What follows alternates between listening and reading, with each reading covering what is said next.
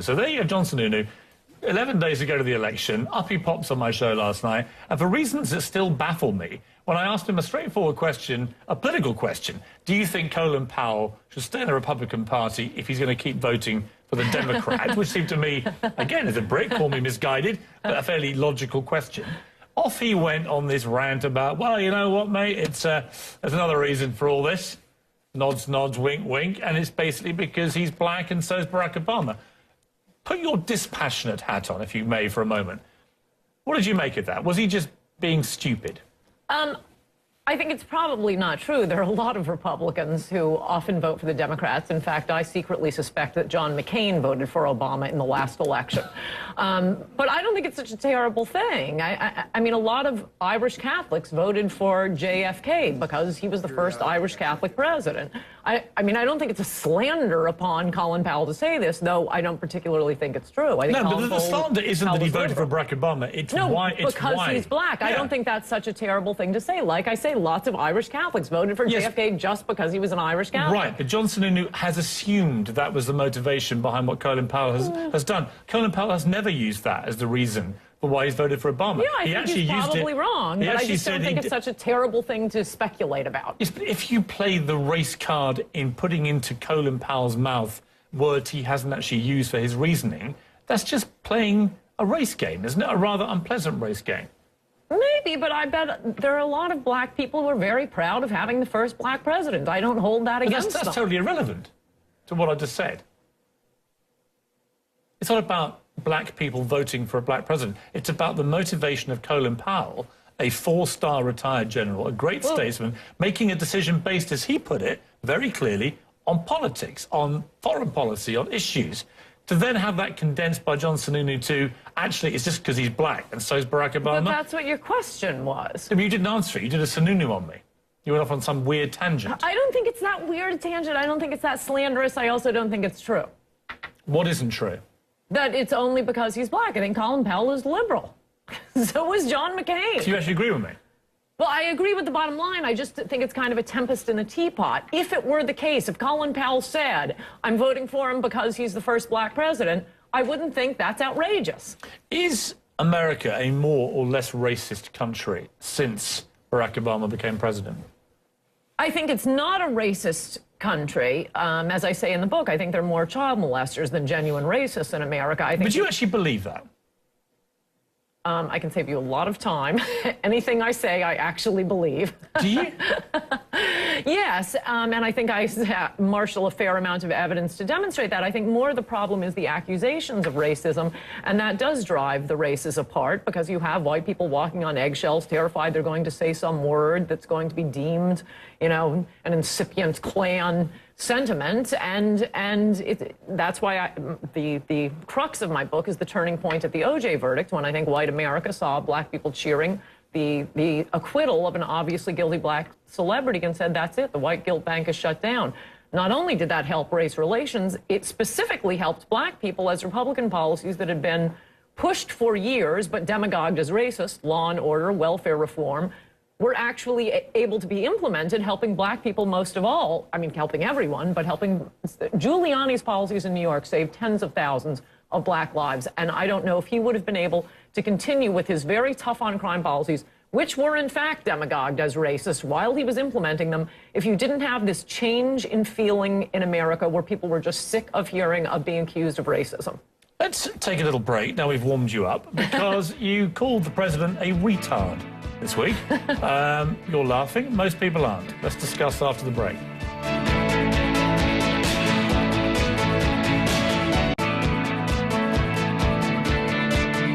I struggled with it myself for a long time, but I came to realize life is that gift from God. And I think even when life begins in that horrible situation of rape, that it is something that God intended to happen. Those are rape comments from Richard Murdoch that sparked a firestorm in this election. I'm sure that Coulter has a view on that. What is your view on that? I haven't actually heard a view from you on this yet.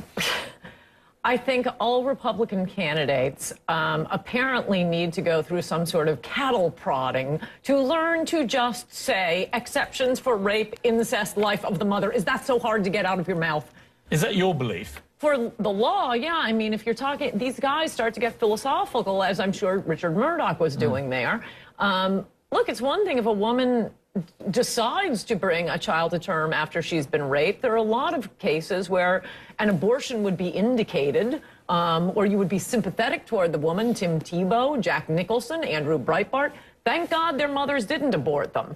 Yet and still, we're talking about someone running for a position to make laws. And should the state require a woman to carry her rapist child to term? No. And moreover, could we keep our eye on the ball here? We live in a country where you can abort a baby up until it's been born alive. When Barack Obama was in the Illinois legislature, he required hospitals to, if in a botched abortion, if the baby is inadvertently born alive, the doctors have to go chasing the baby with a fire extinguisher and kill it. That's the world we live in. Can we deal with the 2 million who aren't a result of rape and incest and just have that exception there? Is that such a big problem? And when you're running for office, please stop talking philosophically. The latest poll, USA Today Gallup, says that abortion at 39% is the #1 issue for women in 12 swing states. Are you surprised by that? I'm suspicious of that. I understand from pollsters that a very dangerous way to take a poll is to give people a multiple choice answer because respondents feel like they're taking an IQ test and will check off the one they think there is the correct answer. There is no correct answer, and the way you should really ask polls like that is to have a fill-in-the-blank question, which is why insane things like campaign finance reform would show up very high on polls. Would you like Romney, if he wins, to overturn Roe versus Wade, as he has threatened to in the past? Well, I don't think it's much of a threat. I mean, it seems to me from much of the public dialogue, people seem not to realize that even if Roe is overturned, abortion up until the last minute, and even the doctors and nurses chasing the fetus through the hallways, will always be legal in New York, Chicago, California. Roe is... See, when you started your position about, I actually think this guy, Murdoch, is wrong, and because he should have... How hard is it to say that actually an exception of rape, incest, and so on? I think, you're perfectly normal when you speak like that. I get it. You can have that position, and it seems reasonable. And then you start going on about babies being carried through corridors. It's like, no, but you're taking it to such a ridiculous extent. I didn't. It was President Obama taking it to a ridiculous extent. He supports partial birth abortion. That is when the baby is entirely delivered, except for the head. The head is punctured and the brain suctioned out. That is a brutal, sick, savage procedure. I think we could agree on that. I think we could agree on parental notification in a lot of cases, or the husband being notified. States would be allowed to finally pass their own laws. Overturning Roe v. Wade is Dunkirk. It is not D-Day for pro-lifers. It just means it goes back to the states. And I promise you, in the state of New York and the state of California, abortion is going to be legal until after the baby is born. Why did you call President Obama a retard? Let me preface it with, you're a very intelligent woman. You're very controversial, but very intelligent. And you would have known absolutely the furore that would have come up from this. Here's the tweet that you tweeted. It was during one of the debates. At the end of the third debate. Right. But when you read that back, you know what you did there. You know it was a deliberately incendiary thing to say.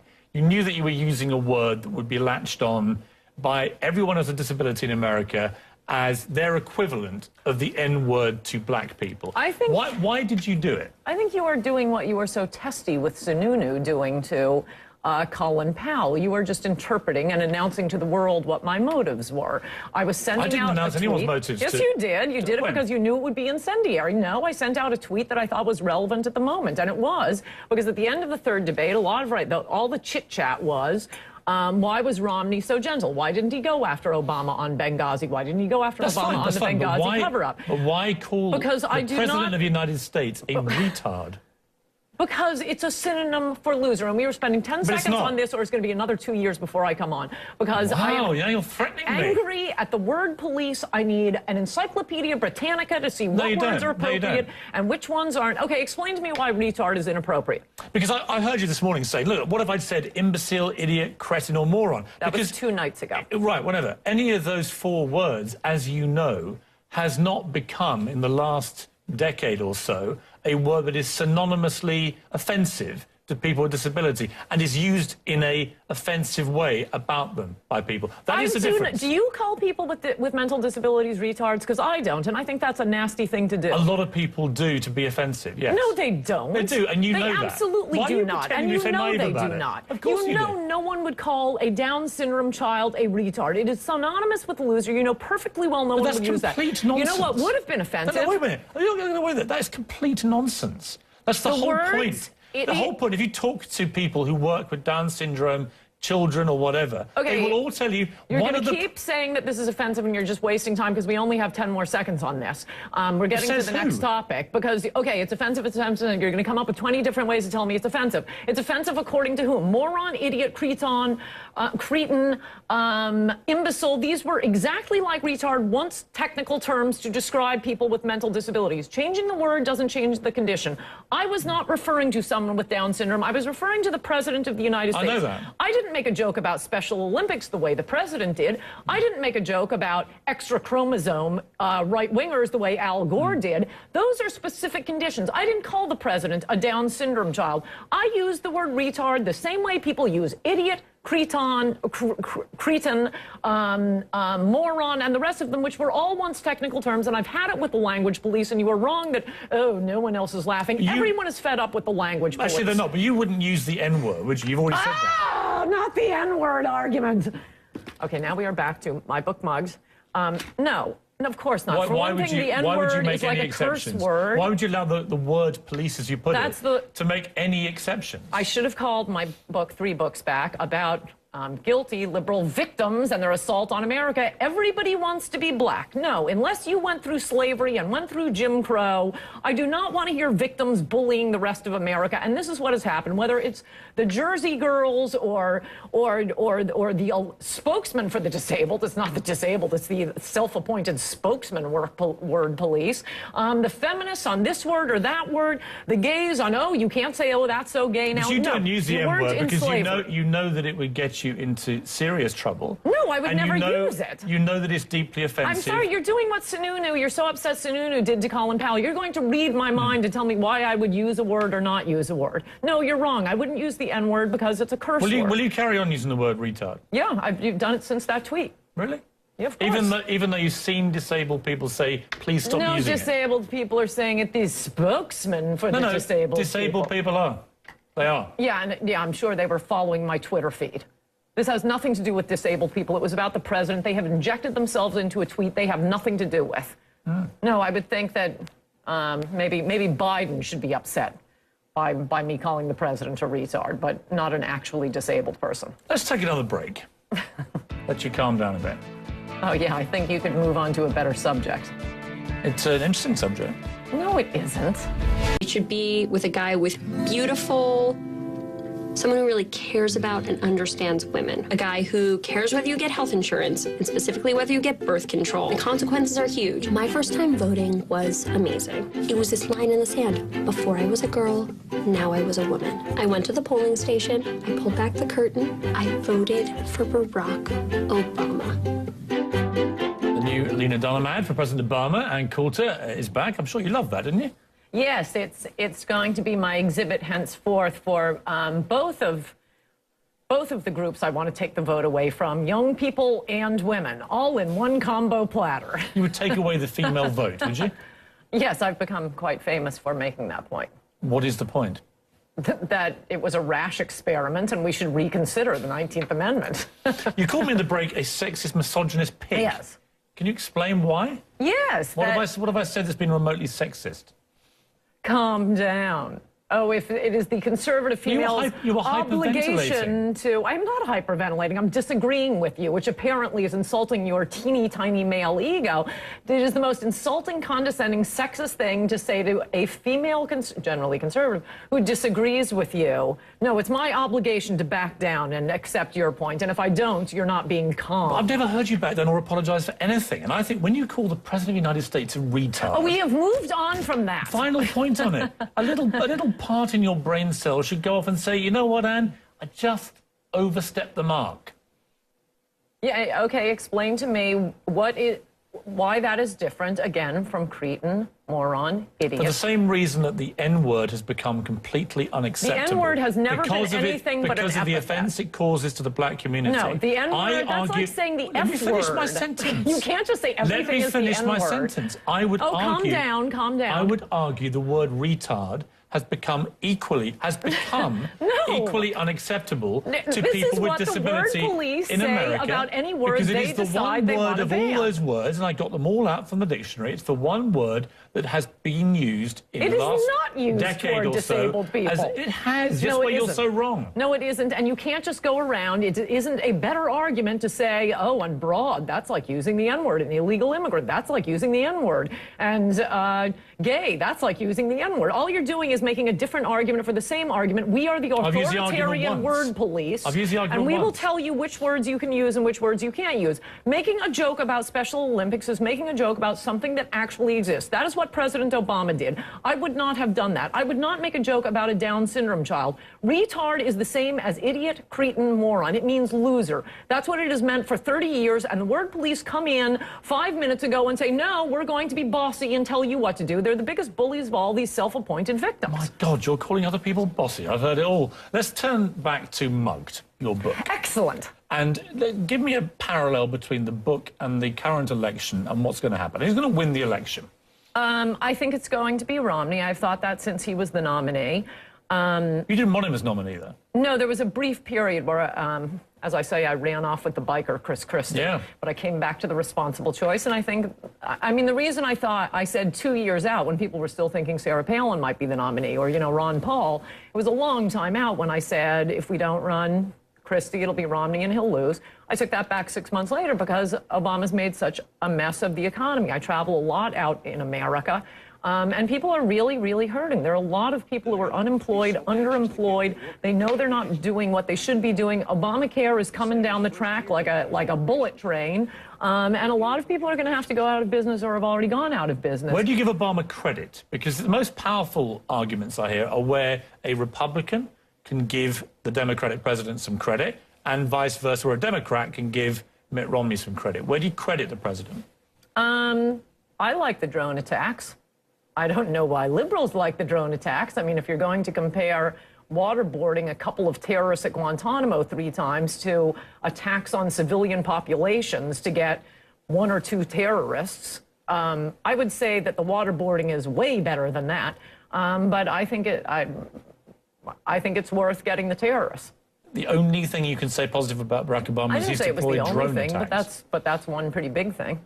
Do you think it was right to end the war in Iraq? I know he didn't start that process, but he certainly finished it, to announce a timetable for withdrawing troops from Afghanistan. Are you in favour of that? Well, I can't say I'm in favor of the withdrawal since I was against the escalation. I don't know what the point of sending more troops to Afghanistan was other than fulfilling a talking point on the campaign trail. In order to bash Iraq, Obama and all Democrats took the position that Iraq was the bad war, the war of convenience. Afghanistan, good war, war of necessity. No, it wasn't. All we needed to do was take out the Taliban, leave a few troops behind. Bush had managed the Afghanistan war beautifully. Sending more troops was utterly pointless other than to fulfill a talking point.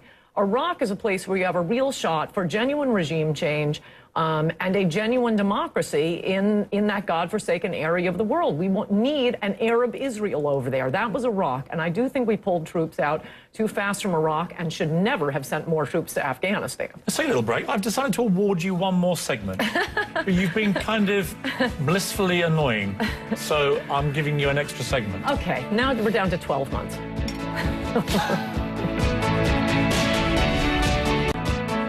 Now for a special bonus segment with Ann Coulter. Lots of tweets pouring in, a lot deeply offensive to both of us, but one here from a Robert Gillian says, Piers Morgan, opposites attract. Do I see love in the air with Ann Coulter? I think I speak for both of us when I say, no, Robert, you don't. Now, your book here is dedicated to the freest black man in America. Yes. Who is that? Yes, well, it's supposed to be a little crackerjack surprise that you have to read the book for, but since this smash bestseller has been out there for 4 weeks, probably a lot of people already know the answer. And if you followed me on Twitter, you'd know, because I came across it. It was what Shelby Steele said about Clarence Thomas. And it was such a beautiful quote in such a beautiful interview. I tweeted out a big section of it when I was doing the research for this book. And then at the end, I just thought, that's That's it. He's the one who, according to Shelby Steele, doesn't play the game, doesn't play it on either sides. He's been such a brave man and such a great Supreme Court justice. And the other great thing about it is a lot of people who have read the book and know what a huge fan I am of Thomas Sowell's have guessed that it's Thomas Sowell, and that would be a very good second choice for a dedication. You see, when I hear you speak again like that, you seem perfectly normal. I can't equate that kind of normality with these outrageous things that you come out with. There's nothing outrageous. There is, though. No, there is liberals' reaction because liberals love being self-righteous. I'm not a liberal. I'm just a normal guy doing a TV show. You are definitely not normal. No, but why do you do it? Is it just for commercial gains? Is it a brand thing? Why do you press those little buttons which just go a little bit too far? I'm not pressing buttons. I speak the way I speak when I am with my friends or anyone else, and I make my points in a way that I think will be interesting and amuses me. I mean, when you write a book, for example, you have to read it through a dozen times, more than that, just reading it through to edit and cut things out. If it's not entertaining, it's going to be a long, tough haul. Do you like being offensive? Oh, please, I am not offensive. I'll tell you, liberals like being offended is the issue. No, a lot of people find you deeply offensive. Oh, they do not. They do. They love getting on their high horses. You have a lot of fans, too. Obviously, you sell millions of books, but a lot of people find you deeply offensive. Do you mind that? Well, manifestly not. It's kind of a gift. A gift to be offensive? Well, no, to annoy liberals, which isn't very hard, by the way. Could you ever date a liberal? No. Really? Literally? No, and we are not discussing dating. This interview was going so well, you had gotten it down to only 12 months before I come back. But these are your criteria. We're not going into dating. That's your criteria for returning. I haven't established mine. My criteria is you are banned for 13 months. See you next year. Thank you. See you next year. The book is called I am cold. Oh, yeah, let's shake hands. No, we're not taking a fist bump. It's called Mugged, Racial Demagoguery from the 70s to Obama, lover or hater. And I can't quite work out where I am on that one. It's certainly a compelling read. And Coulter, liar. see you in 13 months. Next, the other side.